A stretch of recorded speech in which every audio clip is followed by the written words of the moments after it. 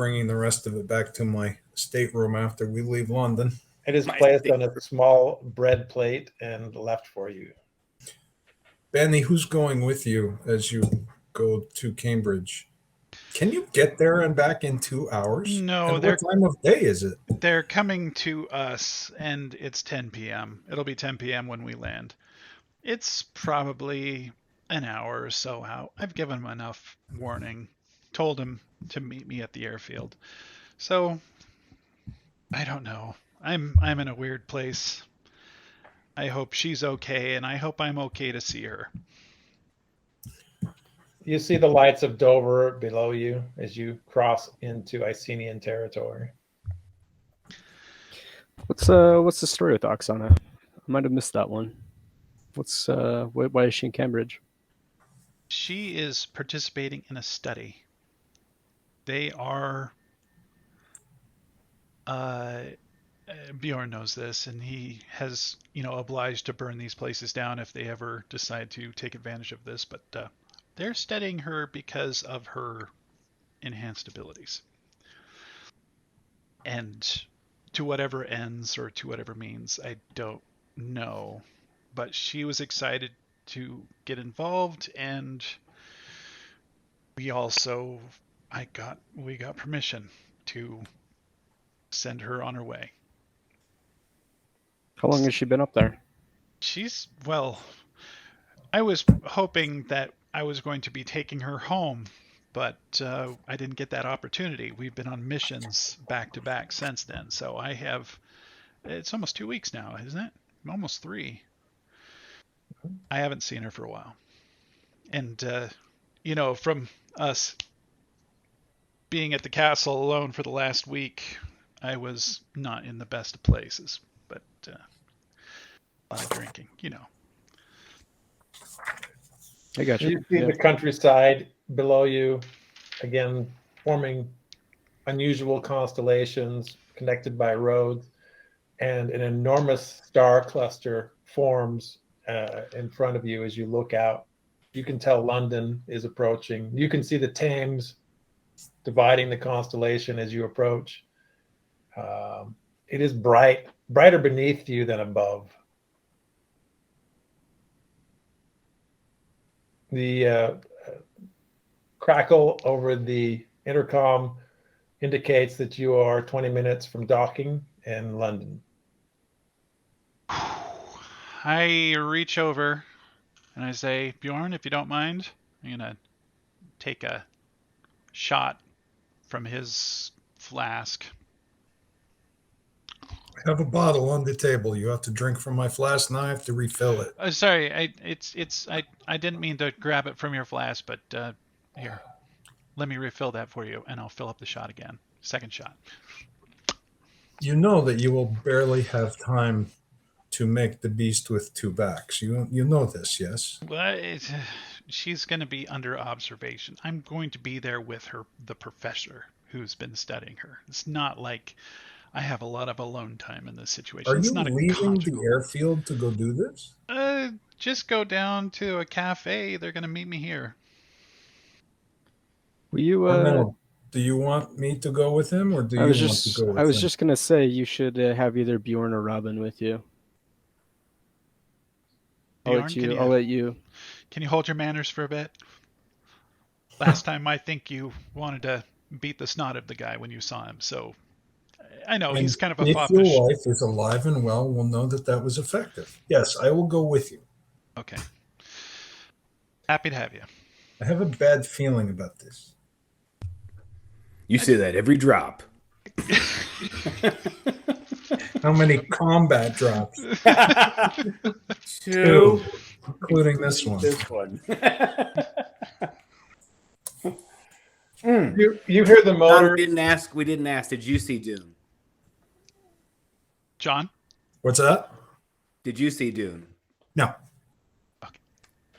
Okay. No. Wow. I barely remember the one with Sting. Good. That's good. Probably, yeah, that's probably a good big thing. Dune guy. Well, check it out. Okay, that's all I'm going to say. Okay. You hear the motors from the nacelles move into hyper mode The thrumming quakes through the superstructure of the airship. Lighting from London below you is almost like a fireworks show frozen in time. You hear the front of the ship couple with the mooring station. The motors subside to a degree. You hear the staff across the R100 clunking around the decks, and there are calls for those who are going ashore, and the bartenders are, of course, happy to continue to serve those who will not be departing here, and those continuing on are welcome to enjoy anything from the menu or the bar. Shall we, Bjorn? Yeah. I hope they make Two it. of you make your way towards the nose. You pass by central to the R100 is a 3-story staircase that wraps around and goes down.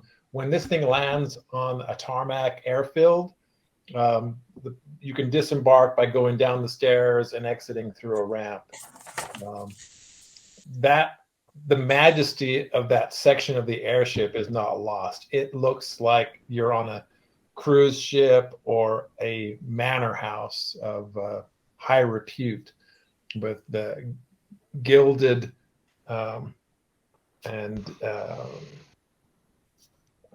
remarkable works that wind around the staircase and the lattices, etc. It looks like they didn't spare weight in that portion of the ship. Keep the weight in the belly, As it were. as it were. You pass through that section on your way down the nose corridor and out onto the mooring station. As brisk night air greets you as you exit the nose of the ship out into the tower. You look down over London. Beautiful. So it goes. Yep. Let's make our way. You make your way to the central elevator, and there's a short queue in front of you. After 2 lift rides, you are at the front of the line. You get aboard, the attendant throws the lever, you feel yourself going down. There's a little tickle in your bellies as you make your way down at an accelerated rate. The doors open into a London cafe. It's pretty late here, but there are still a number of people out for the nightlife. You sift visually through the crowd. Perception, both of you. I'm wearing my hoodie with the hood up over my chainmail hood. Okay. 20. Bad. If this is observation, I've got a 23. 23.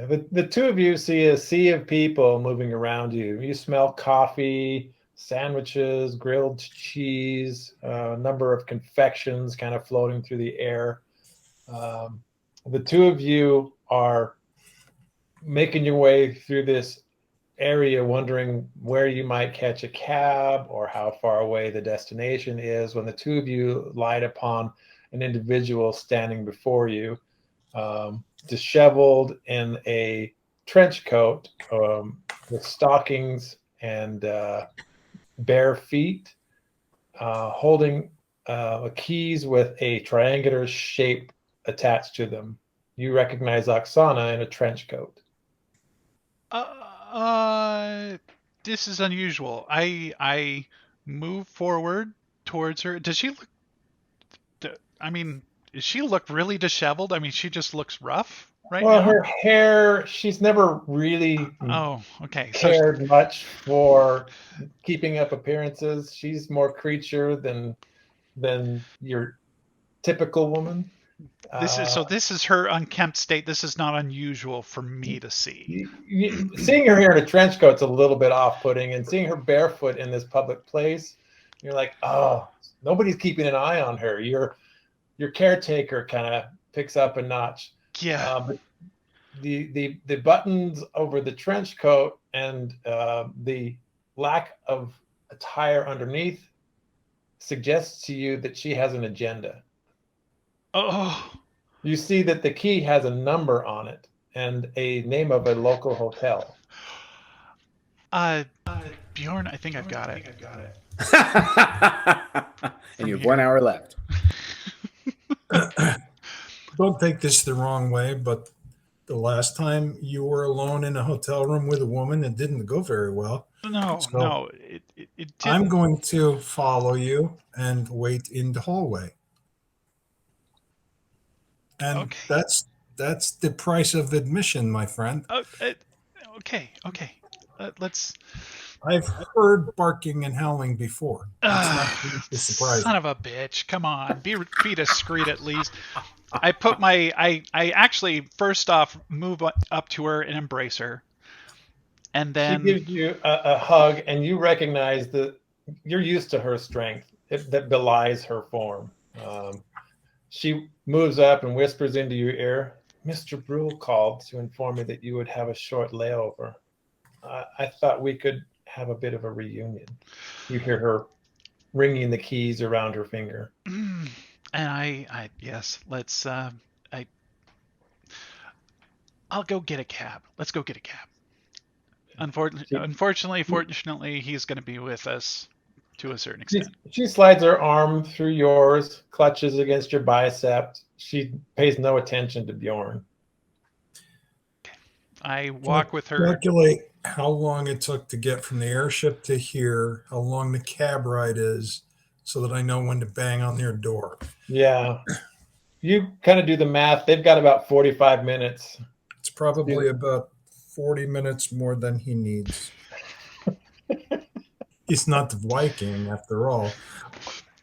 Well, Did you say Viking? Viking. There's staying power, and then there's just staying power. I will flag down a cab.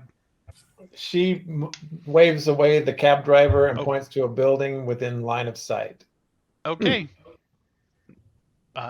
Link arms with her. Move the three across. of you cross very busy streets and broad crosswalks, getting to the lobby.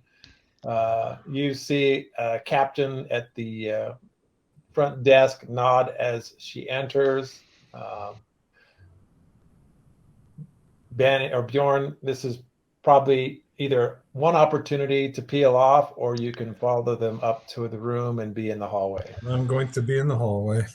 Oh, this is so awkward. You take a grand staircase up one level and then enter into an elevator. You go to the 4th floor, and there is a small half-round couch at the end of the hallway, 2 doors down from where they will be having their reunion.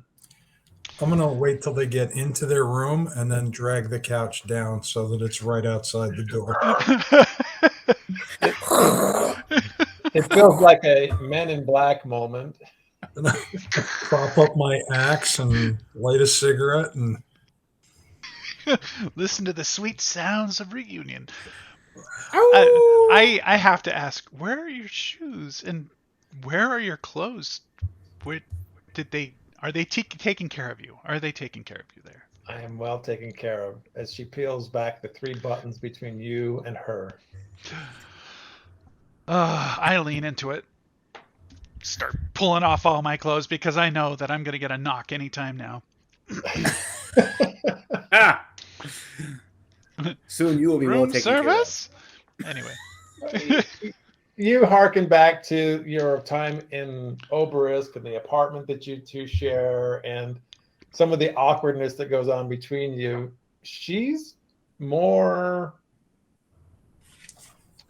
not aggressive is the word, more present than you're used to her being. She has adopted in the past kind of a subservient side of her where, you know, you're trying to coach her into this human form. She's still kind of torn between 2 worlds. She's more present than you're prepared for, and it's a little bit arresting. You arrive at a place of satisfaction far quicker than you had anticipated, and it's 5 minutes on the dot. I mean, So 4 minutes and 15 seconds. but she doesn't allow that to be the end of your reunion, and you find yourself achieving new heights for the number of times you might reach satisfaction in an encounter, to the point where you're like trying to push her away from you, like she can no longer feed. There's no more food on the plate. There's no more meat. Stop It's just eating. bones. It's just bones. Not since your first encounter inside the Calderari wagon have you felt so drained and whole. Refreshed. And she finally succumbs to whatever limits of her stamina you weren't sure she was able to reach. The two of you lay on your backs, staring at the ceiling, heaving lungs, sweating. You know, outside that door is a Viking. You can smell cigarette smoke. Yeah. Which is 5 stars. That's I mean, his. to be clear. That's he's just holding his axe handle. That's it. That's right. That's your protection. I'm taking the gigantelope for a walk. Put a leash It's on like that. radio pornography. Bjorn, there's no traffic in the hallways here. You do hear the ding of the elevator down the hallway, but this wing apparently doesn't get any traffic. Fantastic. Good. And for good reason. I Bloodshed would really get us off of our schedule. You glance down at your watch, Bjorn. They've got about 10 minutes before it's time to DD Mao. Oh, bang on the door with my fist. Now, Dun, dun, dun, dun. I was expecting that. I lean over, pull her close, and kiss her. She purrs. That's unusual. She switched species on you. I will see you back at home soon. When are you going to be done? I am told another week, and then I will take a break. I want to return, though. There's much I'm learning here. And as much as Angelica has educated me in language and culture, there's so much more to be had here. Just be careful. There's a lot of people who want things from you that they probably have no right to. They have no right to. And you are precious to me. Stay cautious. Stay aware. She's backlit by the tiny slit through the curtains. You take in a silhouette that makes you wish for a little more stamina, but you are spent. Yeah. I move up to her and embrace her and kiss her on the neck. And then proceed to pull on my clothes. She pulls up the covers, and you know she's going to sleep well. I made her do all the work.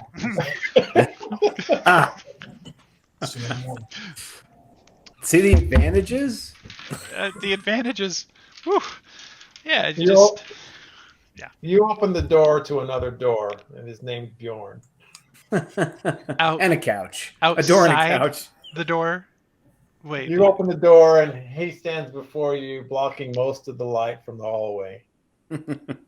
He proclaims that it is time to go 5 minutes ago. Do you feel better? Good. Let's go. gonna move the couch Hello, back. Oksana. She's You asleep. see a dark silhouette on the bed. You've already If she tries to follow you, I will throw a ball for her. in that direction. I slap him across the shoulder. How many knuckles do you break? It's an open hand slap. I can do it as much Roll a as I want. D6. How do I break 6 knuckles? 4 knuckles. I stomp ahead of Bjorn and let him follow. Bjorn got a security call.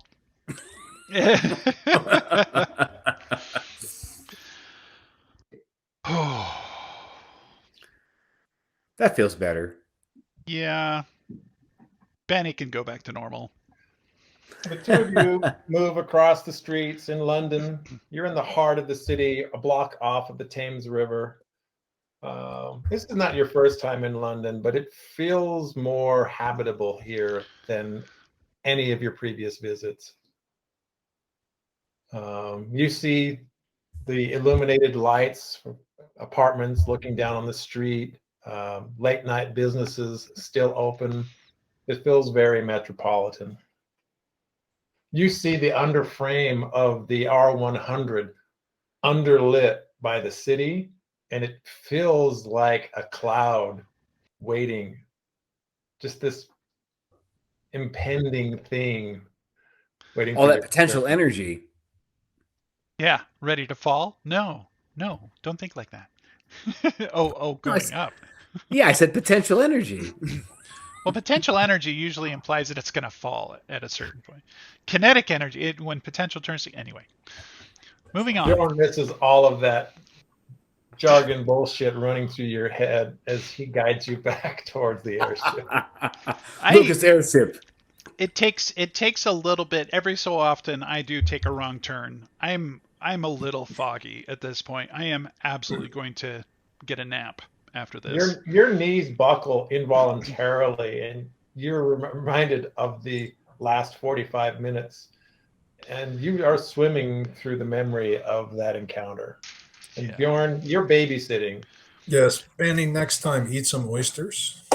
All I had was crappy Scandinavian vodka and Crappy.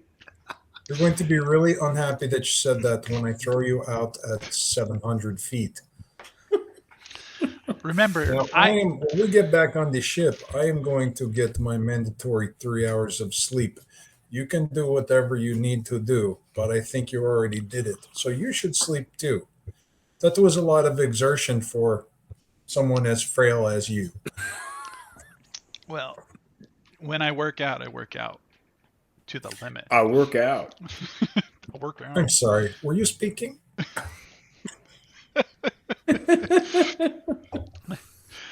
I will take that nap.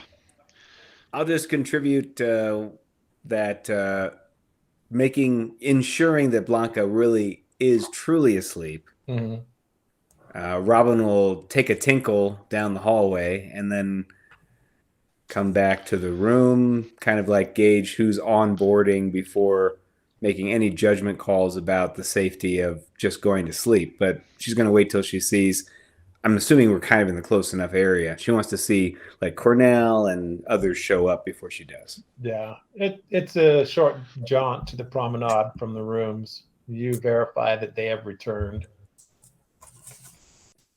Oh, good. You move back to the room and catch a few winks. Just a quick perception check just to see Bani's level of satisfaction.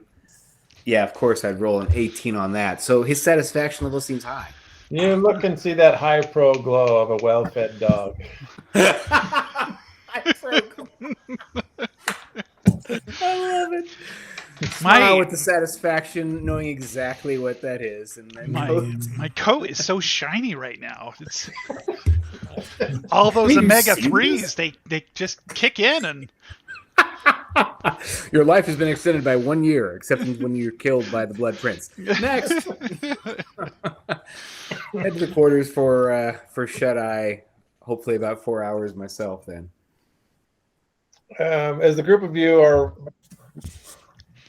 getting back on board the ship, you see that the wait staff is greeting the new transfers with a tray of drinks. They also offer those same drinks to those of you that are on board.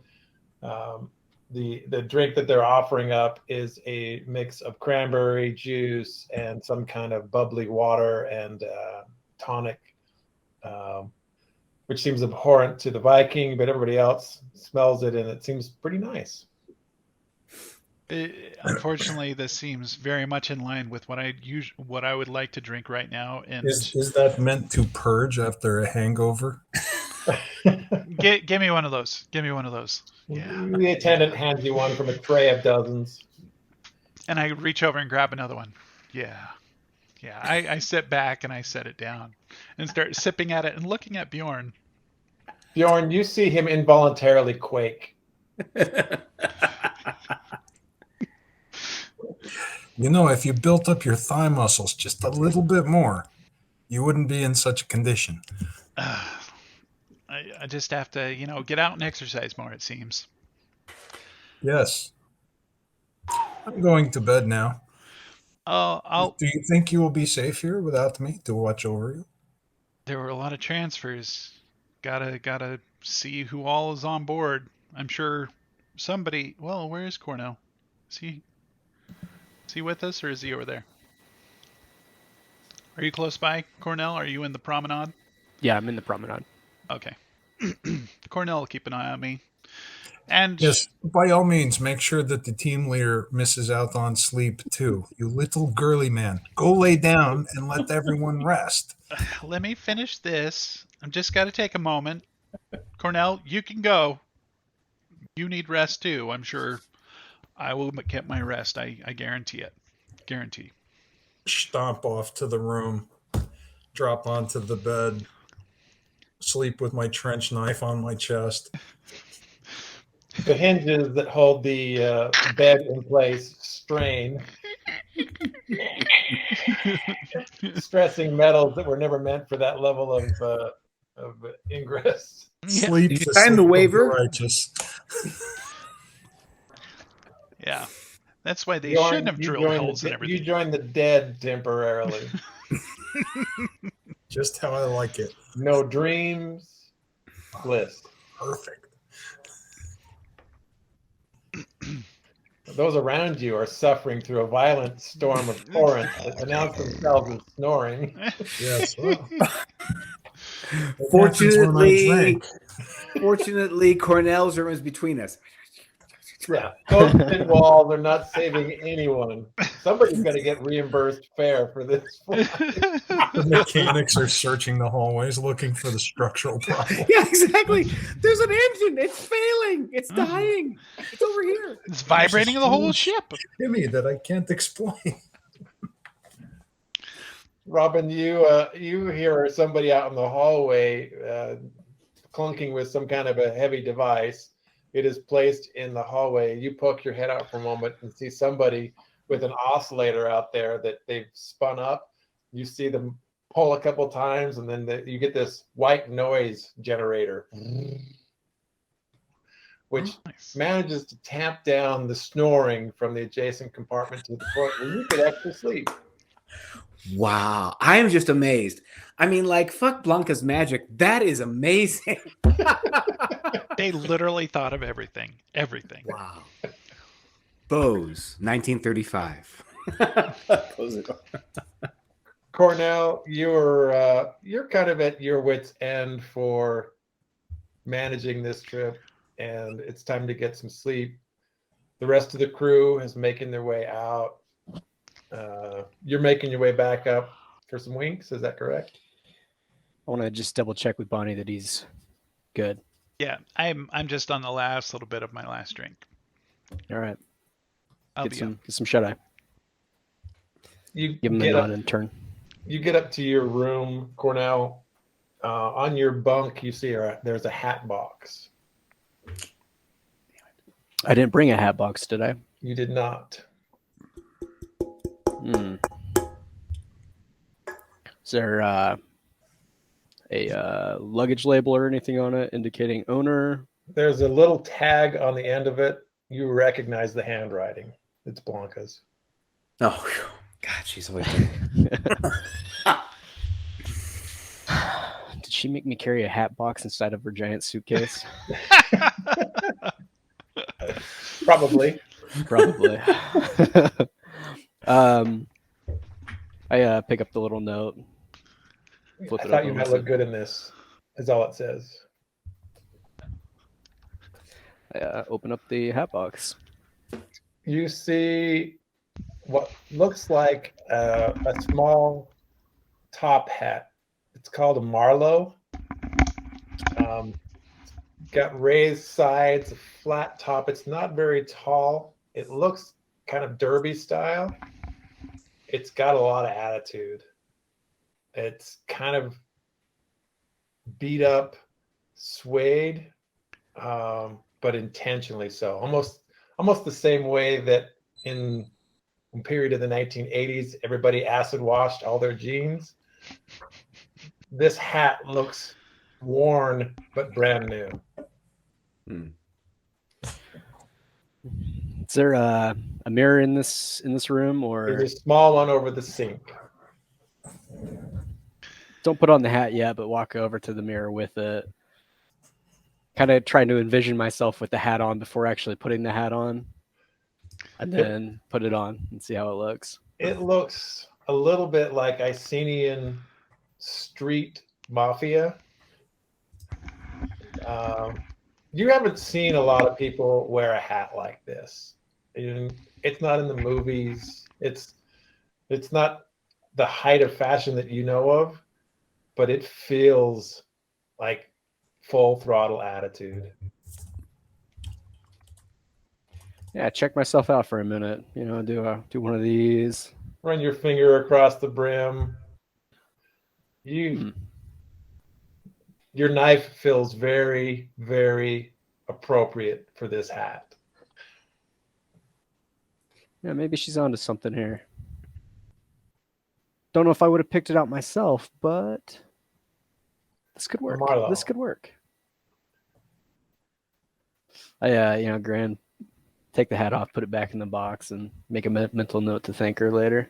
You see a tag in there from a store that you know that you've wanted to shop in your entire life, and it's probably a month's pay.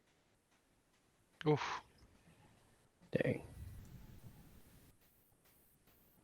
But did she pay that? That's exactly what I was too much. wondering. Yeah. Paid in beer bottle caps and candy wrappers. Take it all. It's gold. Finest gold coins. Where did all these wrappers come from? Yeah, I gently put it back in the hat box and close it up and make sure it's secure. I think I'll look good in this tomorrow. The droning of the ship and the gentle vibration that runs through the frame is enough to kind of remind you that sleep is not unwelcome. Yeah, I'll tuck the hat box away and pull out the bunk and try and get some sleep. Bottom bunk or top bunk? It's true. It's all yours. Bottom bunk. Are each of the rooms individual for each person, or are we actually bunked You've up? got shared rooms. I think Eric, Bani, and Cornell are sharing, aren't they?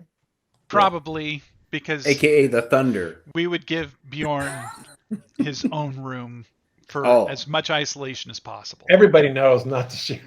Right. You gotta get him checked for sleep apnea. Like, you know, that's that VA disability worth 50%. Gotta get Trust that. me, Recording is the small enough. snoring is the last thing you need to be concerned about Yeah. when he's in a Yeah. bedroom by himself. Yeah, He it's is the momentary He's gonna cuddle shouting. you. Yeah. It's the momentary shouting. It's the and it's sometimes the knife to your neck, and like him whispering to you and Norman.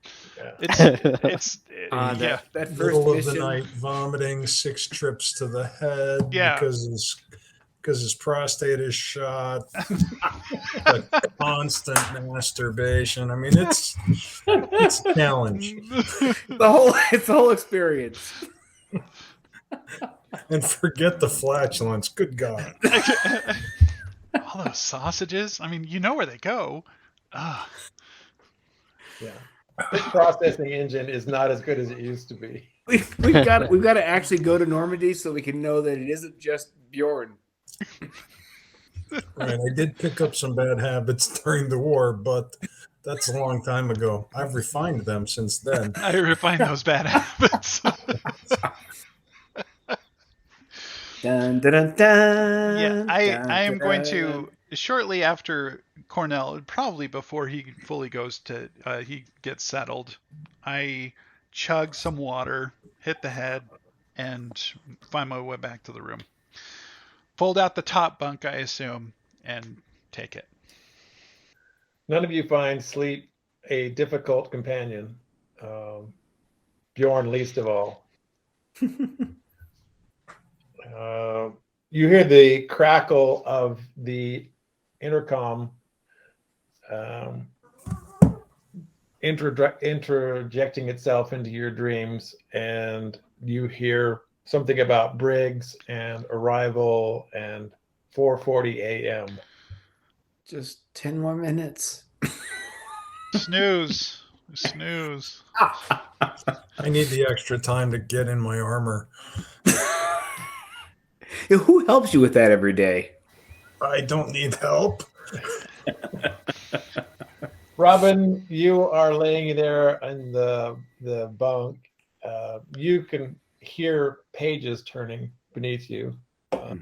You recognize the diary / spell book of Blanca as she goes through her morning ritual. She's had more than 8 hours of sleep. Obnoxiously loud yawn, just so she knows I'm awake. You hear the page arrest itself mid flip and then continue. There's no dialogue between you. You've been roommates long enough that Neither of us are morning people, really. exactly. The princess in the bottom bunk, but she could sleep for another 10 hours and not be any worse for wear. Yeah, up at 4:45. She must be having some kind of psychotic break.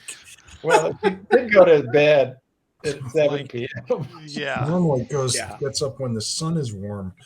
The sun feels warm now. I better rise. That's right. Followed by dinner on the veranda. Bjorn, you awake with a bit of a rest where your bladder is full, and you know the bathroom is down the end of the hallway. You probably go out in a shirt, much else. Yeah, I'll pull on my kilt, but that's it. Okay, make your way to the end of the hallway, beat on the door as some frightened man runs from within.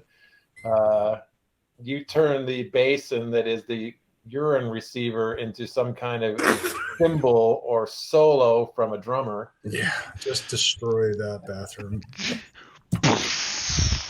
Wow.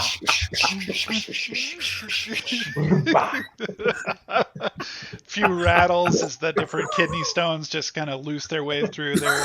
There We're it about to goes. be on duty. I'll make sure that I dump the garbage like a good imperial ship and drop a big old deuce before we go. The ghost of Neil Peart salutes you.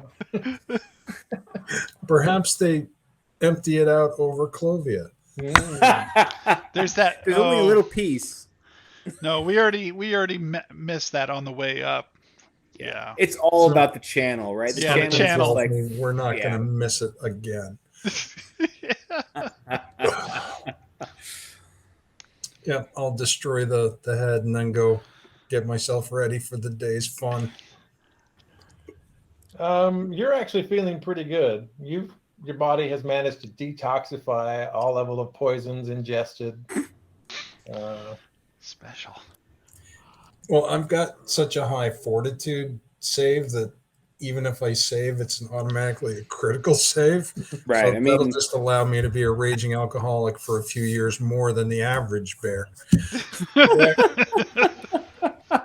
Was it Secretariat? That was the horse that had the heart that was like twice the size of a normal horse. it was Secretariat, yes, Yeah. and his Bjorn has a liver of a similar equation. So I can afford to lose half of it and still live a long and happy life. Perfect. And that's when his liver went to the size of 3 Yeah. The Grinch on that day. on that day. Whoever grew 3 sizes that day. Oh. Oh. Different fairy tale. Sorry.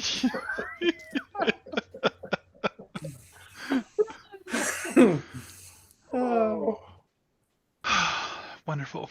Those of you who have dressed to a degree that you feel that you can wander out onto the promenade can look down over the city of Briggs through the portals. It is still pre-dawn, but the city lights below are enough to show you the coastline as you circle above. Well, this is gorgeous. I think I'm I'm gonna ready to go- get down now. Yeah, I'm gonna go Clovian tourist, fine clothes, tweed skirt, something like that. Just not make any waves as we go to Rajinka. Hoodie, combat harness, overcoat, duffel bag. Double bag. Ready for battle. Nice suit coat. More of a sport jacket. White shirt. Going different this time. No bolo tie, no tie. Unbuttoned a few times. And Yeah. brown slacks. Rebel, You got to do it sometime. You just got to do it. fashionista. The pink shirt is not available. No, not yet. Cornell? Suit, no tie. Trying out the new hat. Oh, when you It's walk a, out, it's I a light see brown that. suit. When did you get that? Because that is amazing. I've probably had it with me the whole time, just in Blanca's suitcase. Oh. Well, it's nice. Wasn't sure if it was me, but I'm kind of liking it. You look like you could cap a few. Yeah. Anyway, we'll just go on from there. You guys know what a Marlowe looks like? I looked it up when you said it. Yeah, it's like a short, square top, brim turns up. Yeah. It's got attitude. You're right. It's total attitude. When Robyn sees you, Serious she attitude. gives you a look like, oh, like that's parfait. Bjorn scratches his beard and says, "It's magnificent. Do they sell men's hats where you got it?" The floppy know. flannel I'd have to go probably look. wouldn't go. Actually, a floppy flannel would Robyn go goes with you. in to distract and just walks by in her tweed pencil skirt and just walks past. No, well, then I will absolutely slap her on the ass because that's an invitation.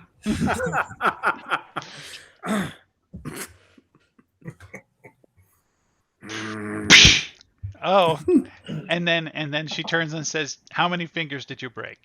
How many fingers? Bowling ball. You said it was a tight ass, but Exactly. Indeed. Roll I will 1d4. force it Come on. open. 1d4.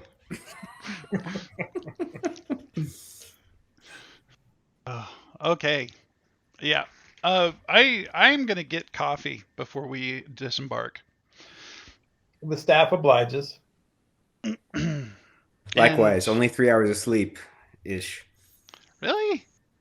Well, yeah. I mean, I didn't go to sleep until after London. We said it was like 3 hours. I mean, the layover. I didn't go to sleep until Yeah, after we were 3.5 hours from London to Briggs. So Oh. 3.5 hours. Yeah. But like she's orphanage trained, so it's like when it's sleep, it's like She gets an extra hour because you don't sit there and mince words with sleep. You just say, "I'm out." and now. And Cornell, do we have transportation to get to Rajinka? We do. We have a car we're picking up. It's armored and has hidden compartments for any necessities that you might have brought with you that need to be hidden. that's pretty intense. Who arranged for us to have an armored vehicle? My And- compliments to the commander, I assume. And did it occur to you to ask why? Just I saying. think we know that this mission might not go well. Or even if it goes well, one of us may not be coming back. I will drive. I actually lean towards Cornell and say, Commander Bess has never put this kind of equipment in my hands. So you should feel honored and probably a little afraid. I'm starting to feel like I'm a scapegoat. You're not a scapegoat. Once everything goes wrong, they'll be like, it's the new guy's fault. His first mission was a complete failure. Yes, they left that out of the leadership brochure, didn't they? They did. I did see one page was missing. No. Yeah. Most of the pages were missing when I got to it, so just keep that in mind. It's never mentioned in the recruiting posters. How does the goat go, Bjorn? The goat goes. The goat goes about twice a day. Second, third knuckle? Wait, which one? Oh, that goat. Yeah, I know. As you circle toward the mooring point in town, there's enough light coming over the horizon that the town beneath you starts to take shape. You can see what looks like a enormous naval yard beneath you. You see at least 6 warships parked in the docks. Looks like there are slots for at least another 3 or 4 adjacent to that. This is the naval yard, at least the southern point for Icenia. And these ships are impressive. And even at this hour, you can see ant-like figures moving around on the decks and the docks as they prepare the ships and work on their maintenance. Just adjacent to the naval yard is the downtown old medieval structure that is Briggs. You can see the star-shaped points of the upgraded fortifications for a previous century's wars. And beyond that, the medieval construction that makes up most of the town. As you circle the mooring tower, you see that there are a number of lines that are dropped from the airship down below. The muscle power of humans pull this thing and wrestle it into position, and you hear the metal clank as it attaches itself to the tower. Keith, did I understand the politics are that Icenia considers Sudland to be a possession, and Sudland sees it a little differently? They want to be a breakaway. Is it kind of like Ireland? They want self-determination, or are they a loyal colony? Briggs is a loyal colony. It is and by extension, many of the towns inland all hail the queen of Icenia and the princess who rules here directly. Rajinka is kind of the standalone, where they have always been irreverent to any outside leadership. And they take rulings by the princess and the queen as suggestions at best. Oh, it's Montreal. So they're more like a city-state, as they have always been. Or at least that's how they see themselves. Well, Sure. consider that Quebec was settled by Rajinka. Let's go there. All righty. Oh, okay. All the more reason to abuse the locals. But is it Only like if Cornell orders it? Only you mean gives you permission? Oh, no. Might be willing to turn a blind eye here and there. make it so. But the further east you go, a bit more of the Clovian influence, perhaps. Oh, their there's independence. Clovian influence across Sudland, right? This entire region was once Clovia, and it wasn't 30 years ago that this was deep territory for Clovia. How far is Rajinka from the Norman border? Jeez. It is 10 kilometers, maybe 5. It's close. There's going to be a lot of Norman influence here too. Yeah. Normandy, by tradition, has their own customs. Virginka, from their standpoint, would be this rebel group that doesn't have the right traditions. Normans in Virginka would be more outcast than invited. Because you're not a pirate. No, I am not the pirate. I am a Viking. Wiking, Viking. Yeah, I know, that's what I heard. Okay, I think sure that was my connection. it's the same way you say vampire. Vampire. Vampire. I'm just listening for the Gallic, the curious. The crew comes through with last call and departure orders for those who are not continuing on. The flight here continues across the Atlantic. Oh, to Vinland? Yep. Oh, someday. Our misguided cousins. They have Satchmo, we don't. The group of you gather, wait for your turn in line, eventually take the elevator down to the ground floor.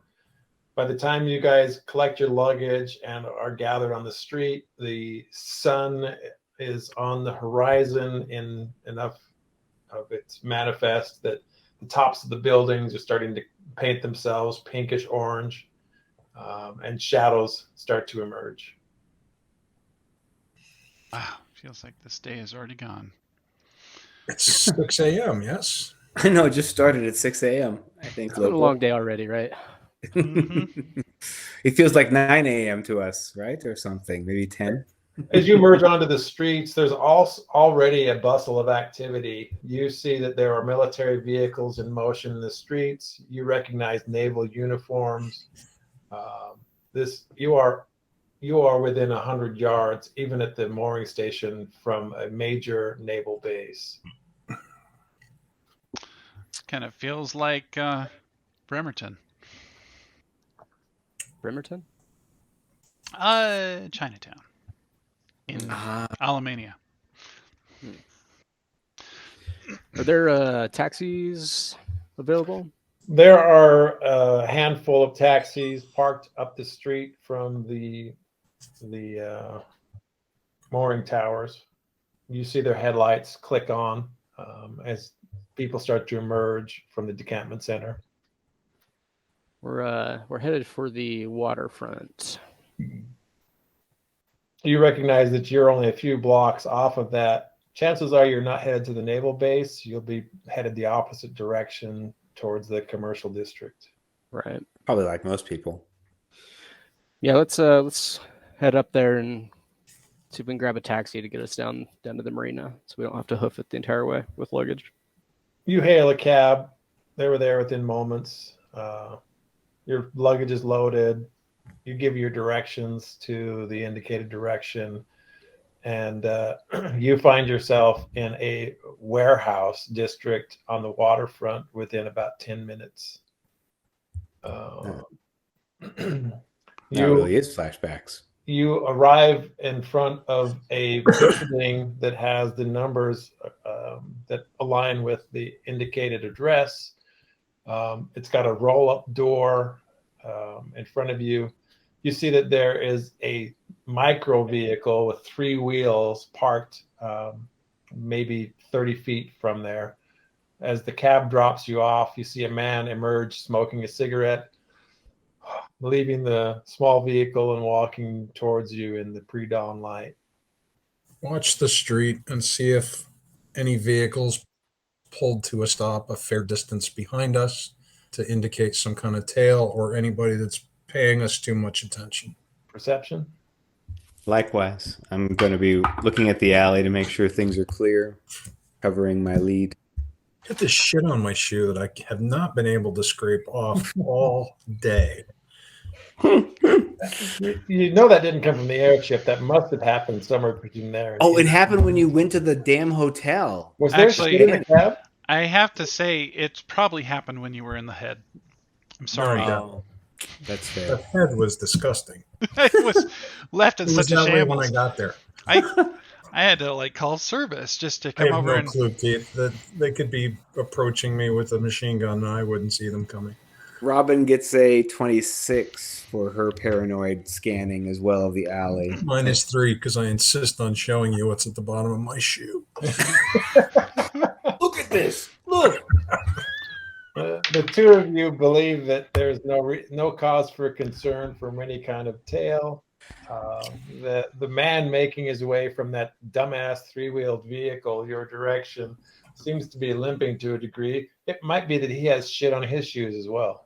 I told Robyn that the last time we saw a vehicle like that, it was full of bread.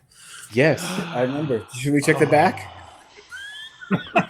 That is so true. And I think that some acid will take that off. We should see Felix. Uh, I'm good with the opium, but thank you. On Are your they- shoe? are they walking ahead of us? Are they walking ahead of us? Because I expect like Cornell and Blanca and I are walking in a line. Blanca is clutching her diary close, warming it almost like it's some kind of a totem. She's been quiet this morning. Cornell, do you have her bag? Or do I have her bag? I have her back. Oh, okay. Just making sure. Yep. The man from the 3-wheeled car gets close to the roll-up door, which you guys are standing in front of.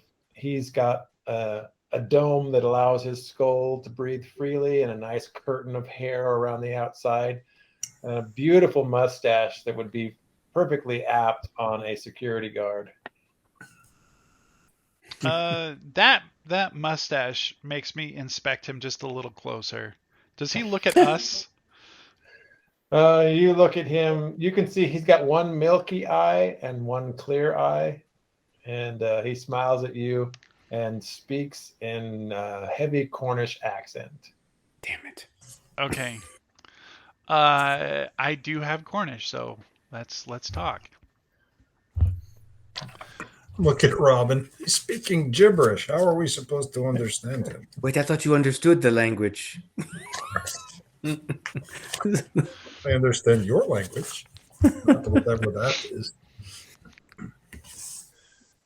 Blokes, it's good to see you this early in the morning. You come to pick up a little ride for the day. Is he speaking in Cornish or just with a Cornish accent? That's Cornish. Whole thing. I clap Bani on the shoulder and We're looking for a ride in something bigger than that.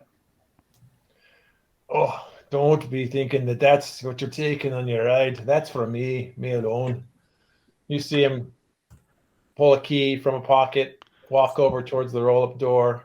He grabs the icy lock there in the brisk morning air, fiddle with it in the half light. You see the little hook release. I nudge Cornell and say, I think this is our armor vehicle. Anyway. He grabs the base of the door, strains his muscles to push it up. He's good 5'1", 5'2", but he's muscular and kind of reminds you of a land crab. He pushes things up. As high as he can.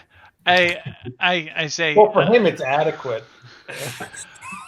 Bjorn will have to duck a good 2 feet to I'll get just underneath. push it up the rest of the way like a man.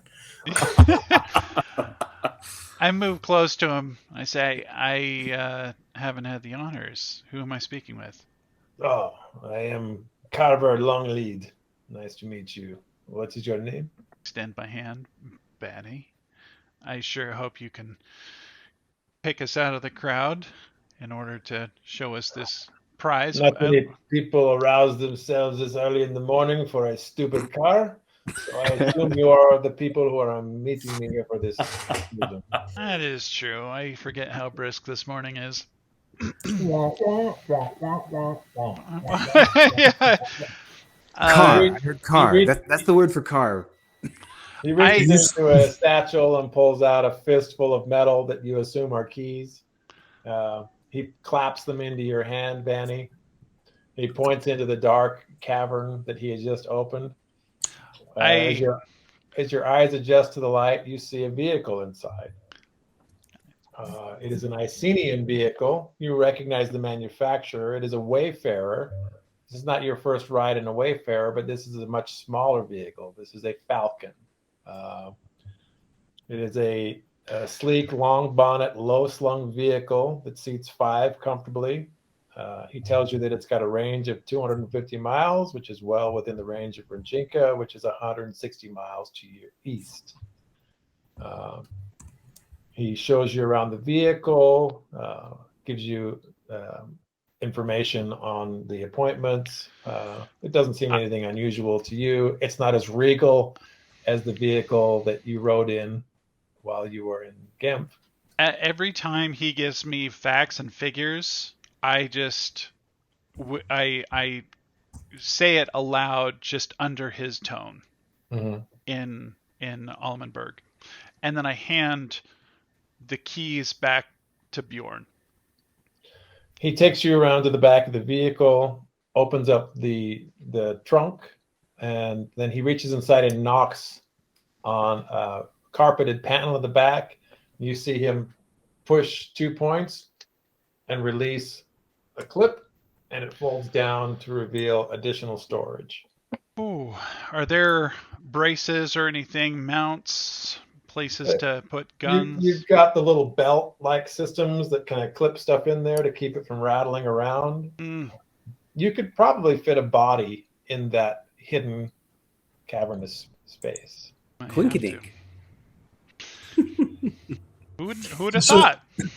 Is this it's a 2-door, but it'll seat 5? Yeah, it's got those really long doors that you get in that era, but you can get access to the back, and the back seats are cavernous. Is this convertible or no? No, hardtop. Okay.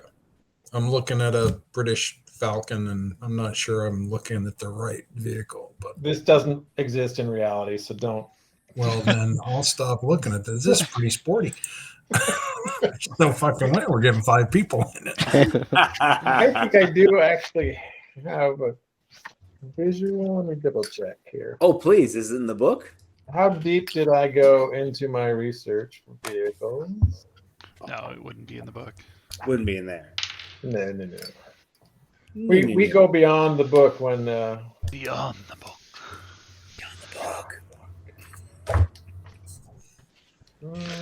I make sure that every time I parrot something back that I'm getting acknowledgement from both, well, everybody. It's like Cornell in particular. Invite Cornell to do a mechanical inspection of this thing with me to make sure that it's roadworthy, that nothing's loose on it. Everything from lug nuts to spark plugs, and just make sure it's in the right order, that it's not going to fall apart the first time we have to hit the gas. The thing the two of you notice almost immediately is how thick the glass is on this vehicle. You're used to kind of that 1/8-inch glass with a little deformation in it. This has got at least a 1/4 inch, and it doesn't, you can see that there's like a micro mesh woven into this thing. It doesn't impede visibility, but it will prevent it from falling in and cutting the occupants. It also means we can't roll down the windows. It's not a pleasure vehicle. I pop my head underneath the undercarriage and take a look at this suspension. You can see that the springs have been upgraded to accommodate the additional weight. You also see that this is a for the size of this passenger vehicle, they have upgraded the motor. It's got a V10, and you see the carburetors and everything else have been upgraded. This thing should throw itself up to over 100 miles an hour with ease. Mm-hmm.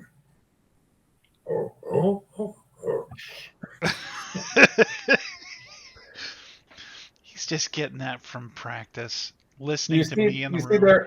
there's additional shielding around the motor, and the wheels themselves, the rubber on the tires seems to be a little more substantial than you're used to seeing. This whole thing feels like an urban tank. Hand my flashlight under the car to Cornell and ask him to see if the fuel tank is armored. Shine it up in there and You see that pray for a shield. the fuel tank has a little extra metal welded in between it and the body itself, and it is hung on loose straps so that should it become a liability, that it is not part of the vehicle proper. It's looking good. I don't think we're going to have any issues here, Bjorn. Bjorn, from where you're standing, you see a puff in Cornell's pants that tells you everything's good. Good.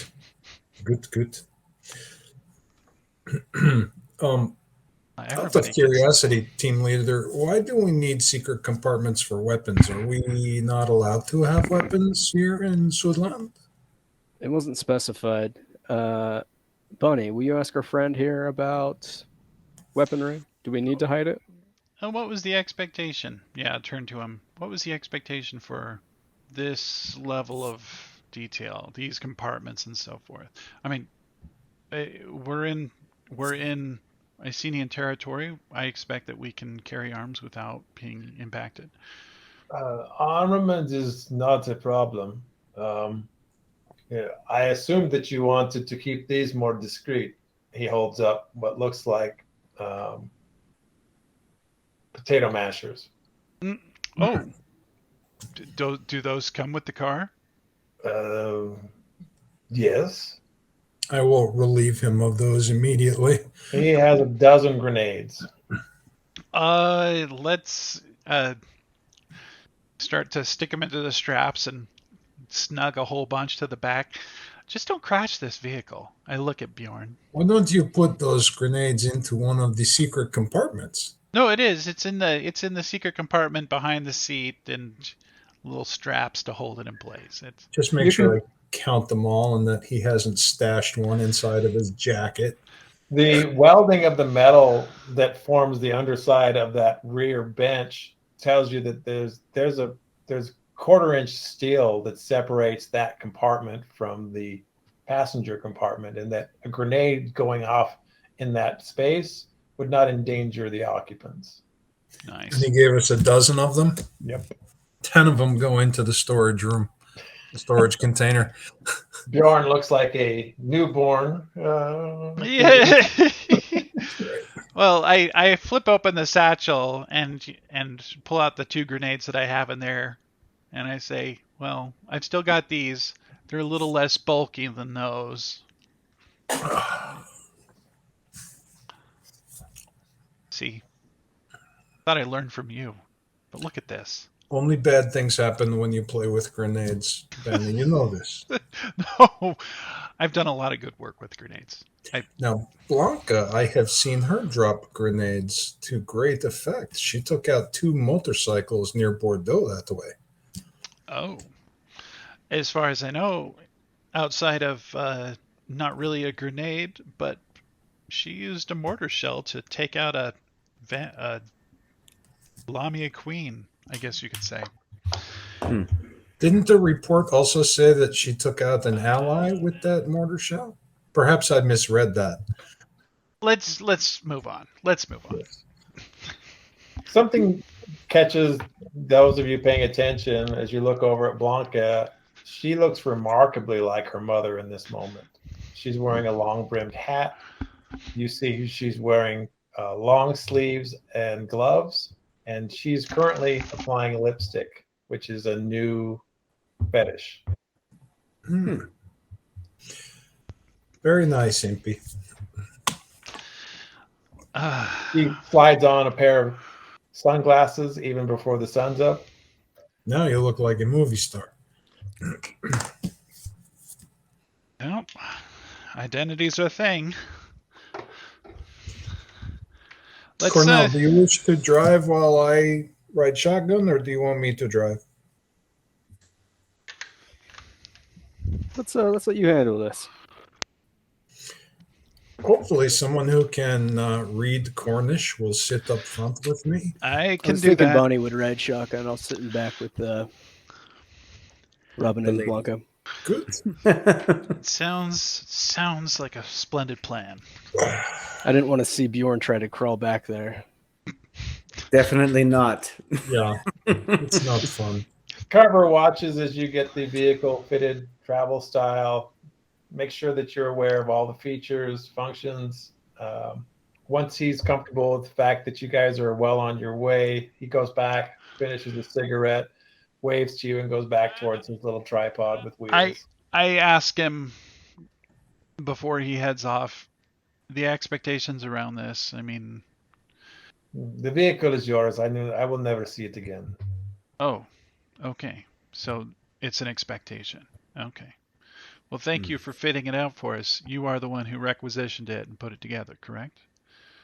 Tell your mistress that Carver says hello. He blows a kiss. She has Another an effect on one. people. She has an effect. I think I just threw up in my mouth a little bit. I give him a little salute, bid him a good day in Cornish, and head back to the rest and take a seat in the front. By the time you guys get the vehicle ready to roll and everybody on board, it's closer to 7 a.m. With the drive time, the taxi, all the orientation. The sun is up, but its shadows are still very, very long.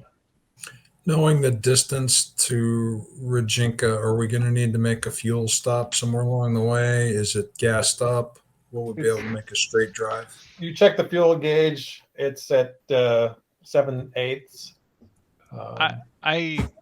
With that question, I heard what Carver said and said, we can get there in one shot. We'll want to fuel it while we're there, though. Keep in mind, we may not just be leaving this vehicle in Rajinka. If our quarry decides to flee overland for Paris, We'll be we're going to chasing him have to the run border. him down. Absolutely. Yep. So you want to fill it up before we get in there, or do you want to fill it up once we get When there? we get to Rajinka, we need to gas up. Agreed. Absolutely. You see laying across the front seat of the Falcon is a map that includes much of Sutherland and a little bit of Normandy and a corner of Clovia. You see that the towns before you are mapped out. Somebody has gone along with a pencil and highlighted the major towns along the way to Rajinka.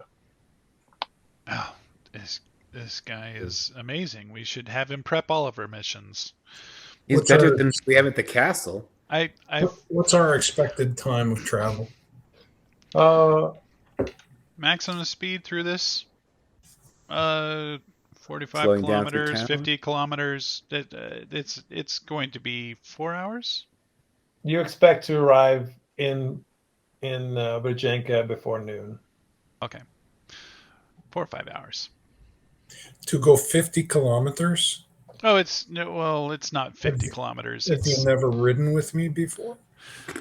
What, is your bladder small like a pregnant woman? Yes, will we be making a lot of stops? You're 160 miles from Rajinka. Okay. 50 And there'll be like kilometers so per many hour. towns.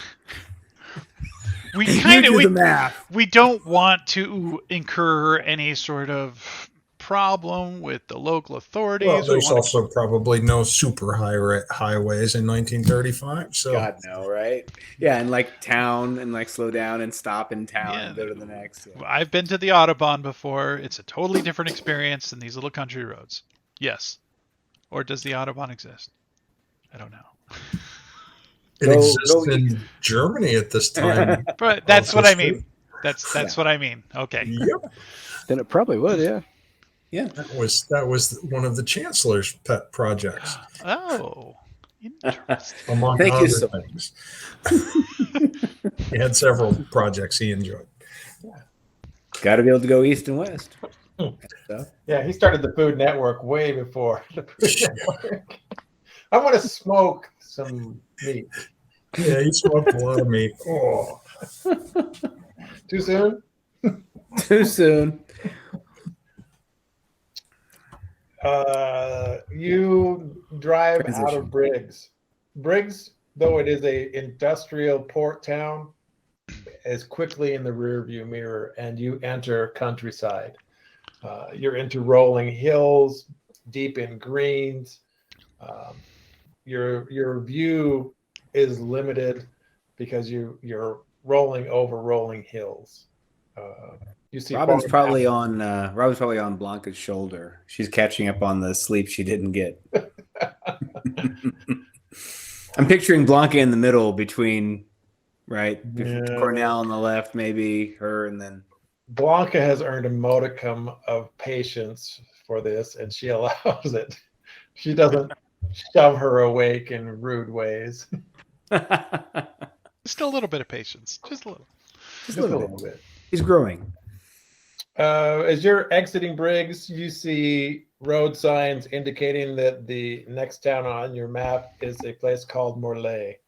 But the signage and the mileage between you and there looks like about a 1 hour drive.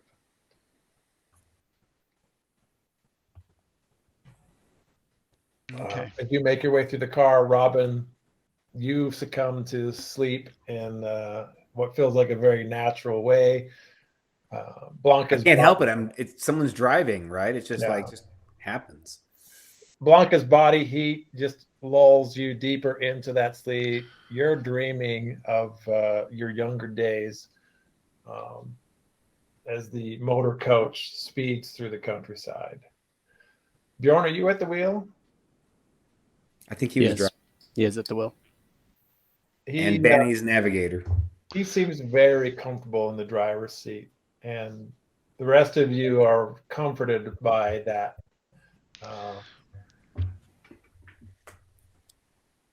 Just his way. Just his way. I am probably going to point in directions and then lean against the window for a little bit until he goes, where am I supposed to go? And I'll chime in because I didn't get all that much sleep either. You see that Bjorn is wearing his spectacles in his pocket, not on his nose bridge where they should be.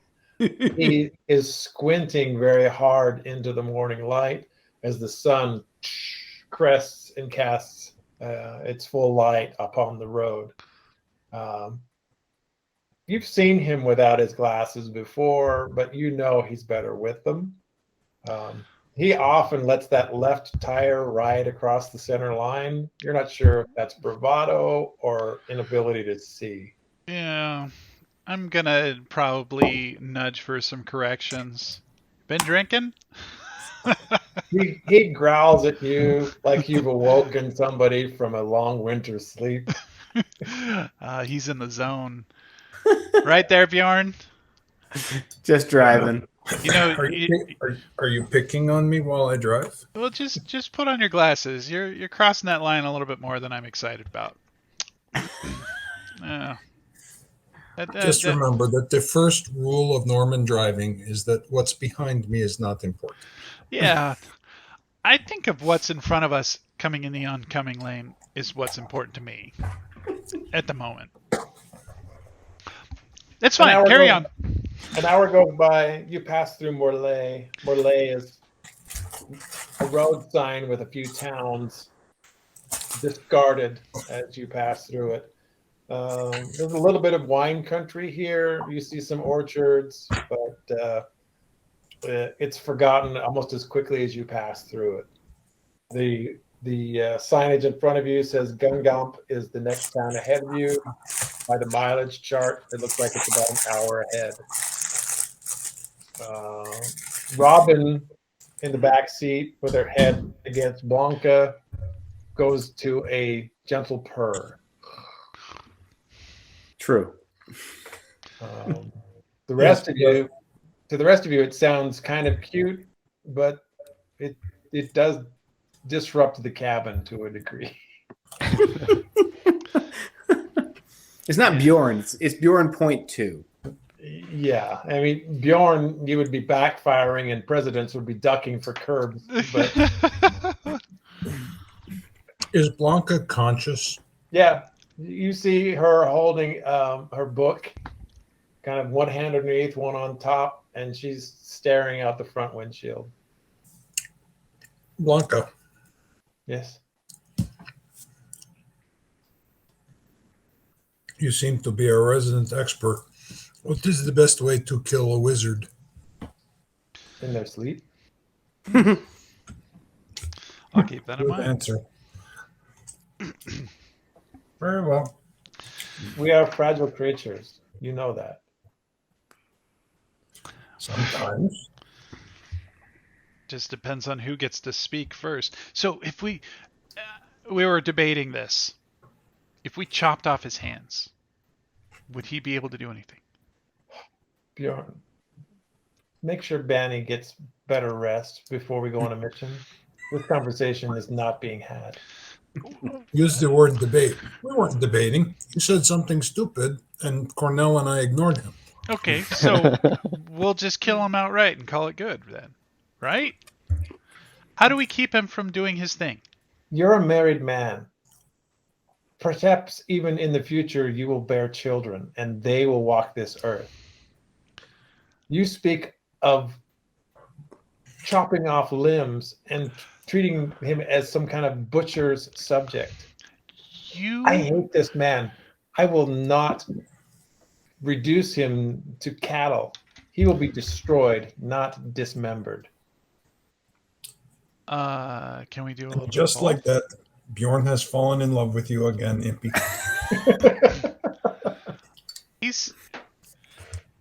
Do we need any information from him? She shoves the map that was in the back seat up into the front. Hey, Do your job. It's covered. It's covered. He's fine. He knows what he's doing, right? You know what you're doing. Cornell's just been listening to this conversation so far, but he pipes up right here. Do you mean that, Blanca? You want him dead?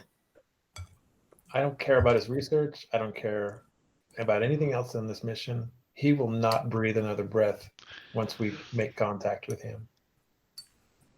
Okay. My mother has her objectives. I have mine. She's not here. You are. I think we know what we're gonna do now. Bjorn? She reaches You're over, listening, right? clutches your knee. You feel as long as you're aligned, this mission will go as you dictate. It was never in doubt. Yeah, I just, sometimes when he leaves that college, we take him. What about his research? We will get his research after he's gone. Because at that Explain point, to me again why we can't take him in the college. No, you can't go to the college. Why? So as soon as we step foot on college, they have mages scrying for the occupants of the campus, and they'll know our intentions, and will likely have people there to protect him or warn him. Slip our noose if he becomes aware of us, and he may abandon his research if we play our hand too boldly. So we take him out of the picture, and then we infiltrate the college, and we find his research? Because if he takes his research off, then we get everything at once.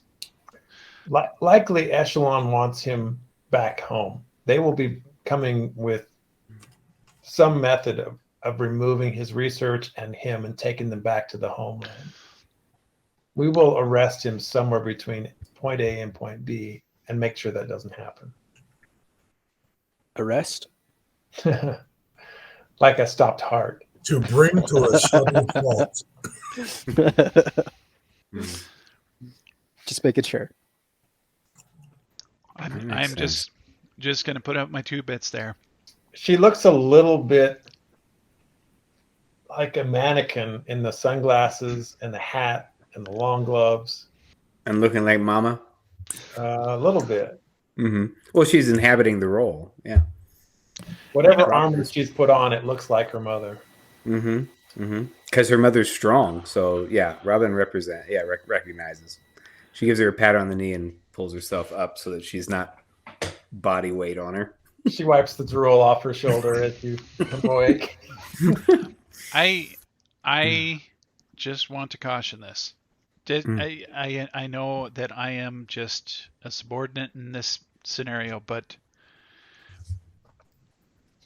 if he does not reveal where his materials are, we have to find them, because that is the part that stays after he is gone. We Fair. need to. I don't think that allowing Echelon to extract him and then dealing with him is the safest move either, because then he will be at full strength and he will not be alone. Getting him alone is the most important thing. Is there any way to use something that we have to draw him out? Carrots. I was talking about this. We need carrots. He'll come. Well, our contact in Rajinka may have some carrots for us. I agree with that. Well, And I just want to mention that we have Fey magic. It's otherworld magic on our persons. If that can be used in any form as a lure. Do you mean the berries and the mint leaves, or is it more than that? Those mint leaves, they wipe really well. She reaches into her bosom and she pulls out the little dragon egg that's there, and looks to Blanca.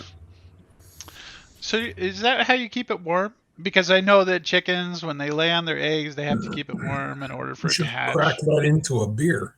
You should keep using your map.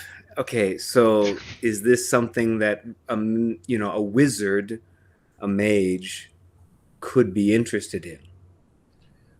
Not if he's interested in his own work. Fair. I don't know where that third cup came from, but I'm very intrigued. She goes back to tucking. You continue as the sun rises. You pass through a town called Penture. It's been another 40 minutes since you've left Briggs. You're an hour and 40 minutes on the road. Signs ahead point to a town called Dinan. It's about an hour drive ahead. Keep an eye out for tails. Easier for you with the rear mirrors. Traffic is sparse along the road. You'll get vehicles passing from the other direction with their headlights on every 10 minutes or so. As you're making your way towards the next town, you see that there are a number of taillights ahead of you, and it looks like a stream of vehicles are stopped ahead. As you slow your progress, you recognize that you're coming up on what looks like some kind of road construction.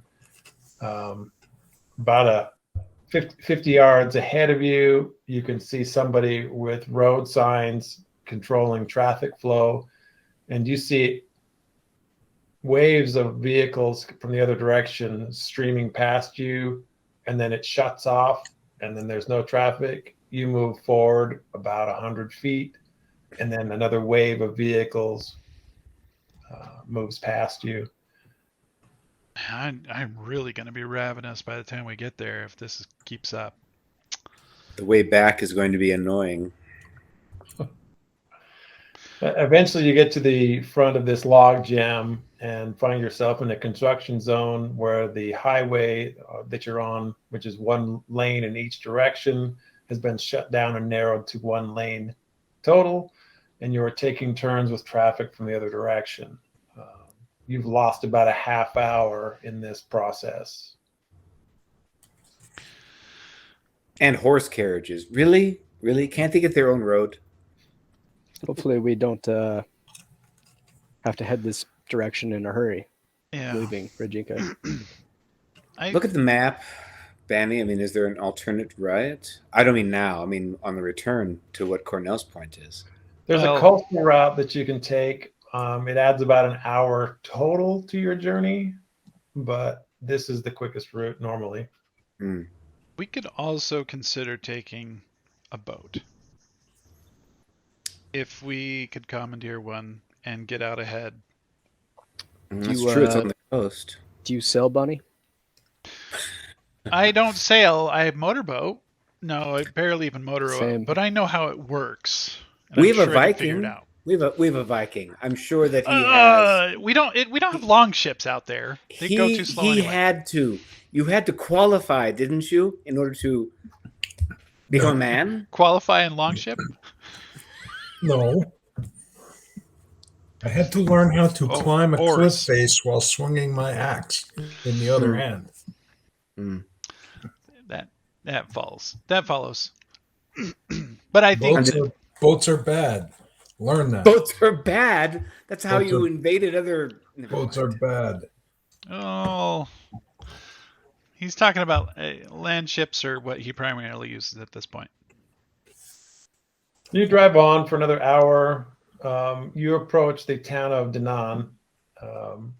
It's another little blip on the surface of the planet, punctuated by churches and large farmhouses and a merchant district. And as quickly as you're impressed by the surroundings, they are behind you in the rearview mirror. Bjorn, give me a drive check.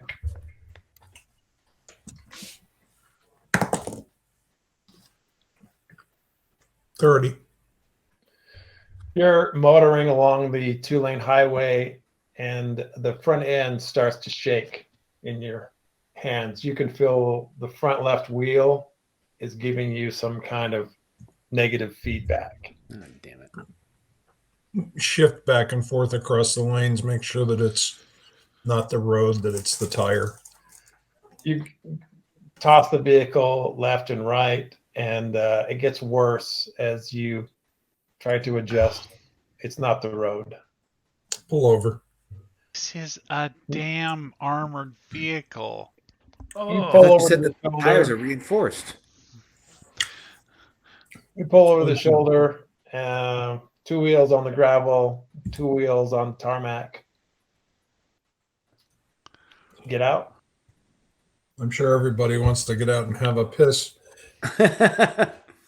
I'll get out and go inspect not just the wheel, but the suspension. You move to the offending member of the vehicle, quickly detect that the tire is 3/4 flat. A quick inspection, you see that there's some kind of a nail or screw that has made its way into the tire. It didn't directly explode the tire, but has been slowly leaking it over the last few miles. I'll change the tire. yeah. As you're pulling the spare from the trunk and working on it, Bani, Keeping an eye on what's going on. I'm standing at his side. If there is a traffic cone or some sort of reflector or maybe even a flare, I'm going to toss it out in front. I'm just I don't feel necessarily threatened, but everybody should have a gun in their hands and ready. Reach into my purse. It's a flat tire, Benny. It happens. Yeah, on a road, I'm not saying that it was sabotage. You just came through a construction zone. It's still. But I did think you said something about this was reinforced. You followed me to my hotel room to protect me. That was a safe space, I thought. Because you make bad choices. Fuck you. when you guys passed through Danann, you recognized what was an old 14th century keep or castle and an artillery battery that had been assembled on the top of this upscaled castle for a battle from 200 years ago. Most of this landscape to you feels like it's living in the past. And as you kind of encroach on this tourist destination, you're reminded that this part of the country is woefully behind the times. As Bjorn works on the tire replacement, you guys hear what sounds like diesel motors approaching From the way we came? from the direction behind you. Yes, towards the coast. You look up from your position on the side of the road. Many of you standing outside, taking a look at those who are doing the work. You see a column of vehicles approach. They appear to be military vehicles with Arsenian markings. As the first of them go by, you recognize troop transports. Looks like there's a contingent of artillery and armored vehicles also on flatbeds that roll past you as you're changing your tire.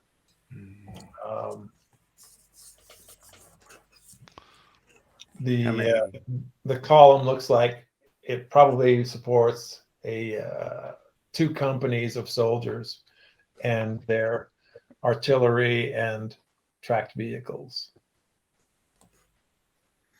The road ahead of you, if you check your map, looks like it goes forward to Rennes, which is close to the Colovian border. Right. Peels off to the right. Yep. From here on your map, you can see that Danann is the furthest east you're going. You're going to take a sharp turn after this town and head north towards the coast. You are about a half hour from your destination. I take the pendant at the end of my necklace and say a prayer to the Herod God for them. I know it's coming, but still. Yeah. Hopefully it's just posturing right now. It won't be for long. Yeah. Tip my cap as the procession moves through and help Bjorn if he asks for help, but he won't, so it won't matter. The troop transport vehicles are covered on the front and the sides, but you do catch the glimpse of forlorn troops as they make their way towards the border. It will be our war soon enough.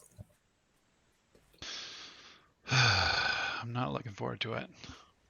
Bjorn, give me a craft check. Mechanical crafting? Mechanical crafting or drive, whichever is higher. It's all the same. You know, Cornell's good. 26. You get the tire, the replacement tire in place, get it seated, pull the spare, throw it in the boot. You're confident that it's ready to roll and everything is shipshape. All right, get everybody back in the car. Break time's over.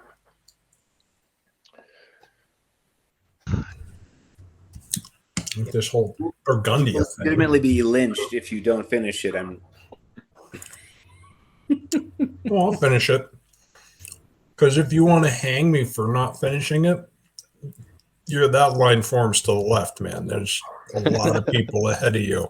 Like these Yeah. eye-rolling mouth breathers that, come to the conventions.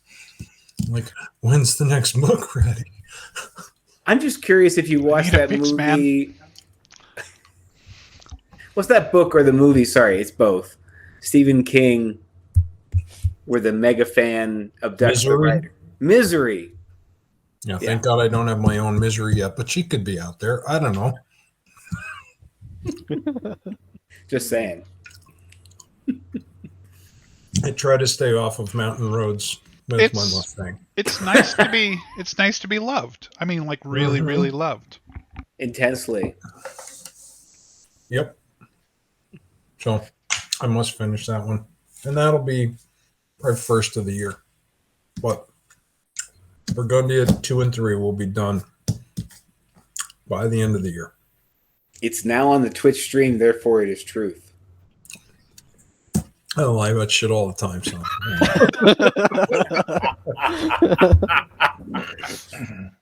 It's like a verbal agreement in Hollywood.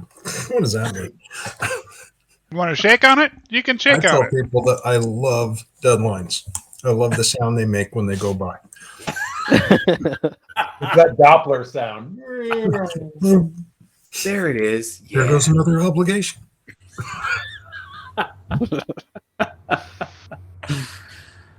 So the column went by. Enough about me. You'll get what you want, you jackals. Jackals? Jackals. Jackals. Or the French, chacal. I'm listening. I'm getting water. All right. We are in Danaan, headed north. You are 30 minutes out of Rajenka. The highway that you find yourself on is 4 lanes wide, divided by a metal fence with wooden posts. As you make your way north, the swelling, rolling hills reveal plots of green farmland separated by these rolling hills and valleys. Power lines flank the highway, electrifying the occasional farm homesteads. Townhomes begin to sprinkle the hills, and road signs indicate you are on the outskirts of Rajenka. Townhomes give way to industrial parks crowded alongside the road. Once past the industrial area, the mixed residential and commercial areas close in on the road. The encroachment of these 5-story buildings narrow the road significantly as you exit the highway into city streets. The old world charm and of the cities rolls by you as you make your way out towards the coast. Roads narrow onto streets and single lanes. Eventually, you find yourselves in these tall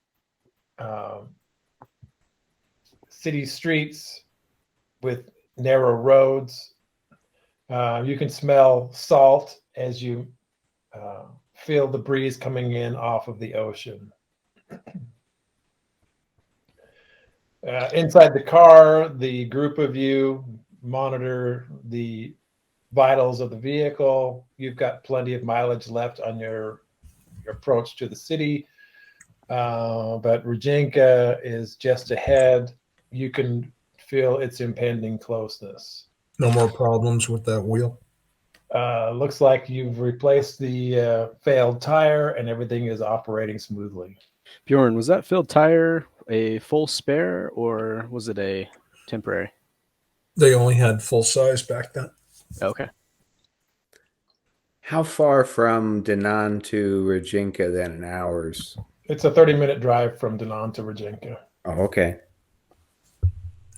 When we get to Rajenka, I want to replace the spare, gas up.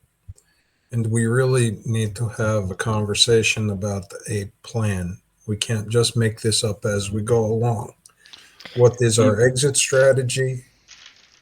What do we do if A, B, or C? How do we see this coming to a conclusion? How do we get back home? We've got lodging set up for us, and we have a not a scheduled meeting, but we're supposed to meet our contact at the restaurant in the Corsair district. I think we should get our information from him and then have that discussion. Good. You exit the urbanized area and merchant district and emerge into an area where you can see up on the right a large marina, off to your left what looks like a bay, and up ahead the rising walls of an old medieval town. Look for a service station. At the end of this merchant district, you see that there is a small petroleum station just before you enter a causeway that crosses to the old medieval town. If there's no objections, I'm going to attend to our vehicle. It could be our only way out. You want to wander and explore? I'm going to gas it, oil it, and buy a new tire. I'll take care of the tire if you want to take care of the rest. Cornell, you probably should come with me so I'm doing the right thing. I got you. You pull into the service station. An attendant runs out immediately. He's dressed in a uniform. You see his name on the breast of his onesie. He grabs a squirt bottle, sprays the front of your windshield, starts to wipe it down as the blades are laid forward to give him access. You see a second attendant arrive. Gentlemen, can I fill your tank? Please. He walks behind the vehicle, dislodges a hose and a spigot, and pulls open the door and starts to feed petroleum into the vehicle. Excuse me, water closet? He gestures towards the broad windows of the station. You see a small door off to the side. There's a sign that says women and men. There's an and. I go to the back of the vehicle and pull out the tire and say, service station. There are two service bays at this service station. You see that there's a couple of men inside of there. You hear pounding sounds and the laying of mallets. You carry the tire back that direction? Yeah. Yell over to him. Purchase new. Don't patch it. But this is reinforced. You see that the ceiling of this shop here has tires on hooks all across it, almost like the inside of a ship as it's crossing the Atlantic. Instead of being the sleeping chambers for sailors, these are tires overhead. Yell at Bani. A screw took out our tire. It's not reinforced. Yeah, but the walls are, aren't they? Just do as you're told. Okay. I cringe. I've got the wheels in my hands. I look over at Cornell, and you'll do me right? I walk in and say, we need a replacement. One of the men in the back reaches for a rod on the side wall, which he calls a sky hook. He reaches up and fishes down what looks like a tire of a similar dimension to the one that you've got in there. He pulls it down, and you see that there's a machine over against one wall that looks like it's meant to peel off the rubber and place it back on a new rim. Just hand him the wheel. Does he inspect the wheel at all? Does he see any characteristics of the wheel? Does he comment on the wheel? I think that this is reinforced or has. That's what Cornell saw. Yeah. He picks it up, rolls it back into the shop, puts it up on the equipment. You see him operate a foot lever and get what looks like a strange, we'll call it It's like a little pry bar. a shoehorn for a tire. Yep. And you hear the gas escape it as he releases the pressure, runs it around the ring, pulls it off, tosses it on the floor, it rolls, and then spins to a stop like a coin. He takes the new tire that he's pulled from the attic reserve, puts it on that same machine, pushes down that lever, and you see him operate it like he's laying pizza on a rack. And soon that thing fluffs with air, fills the rim again. He pulls it down off the rack, bounces it a couple times, rolls it your direction. Excuse me, sir. Yeah, that's what we need. He moves past you back towards the car. You see he's got a wrench in hand. He spends the next 5 minutes securing it. So he's mounting it to the bottom or wherever it was from. Okay. Yeah. He looks at the four wheels that are in place and gets it back in position as your spare. Tell the squeegee man to check all the fluids. The spare, was that reinforced like the other three? Could I tell? You look at the replacement tire, it's not as solid as the previous ones. Whatever knifed its way through that was pretty virulent. I meant the spare that we took out of the trunk. This Was that the same quality as the other four? No. Okay. our weakest link. Okay. Our weak link is now weaker. No, trying to chop the hands off of a wizard, convincing him not to disintegrate you is the weakest link.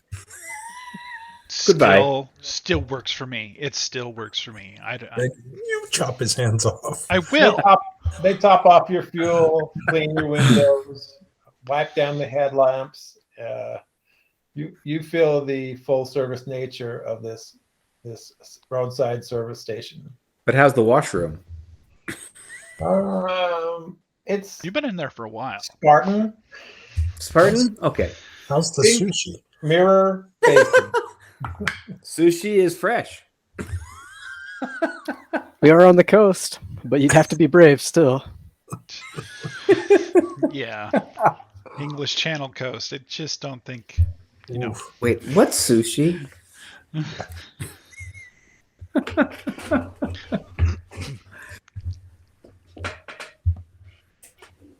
We have to get this mission done in 3 days. That's all I know. You finish your journey into Rajanka after getting the vehicles ambulatory once more. You cross over a couple of boat locks on your way into the medieval town. It looks like they have those raised bridges that allow boats to transit between the two. Off to your right, you see an inner marina and a large shipping yard. Off to your left is a bay that eventually goes out to the sea.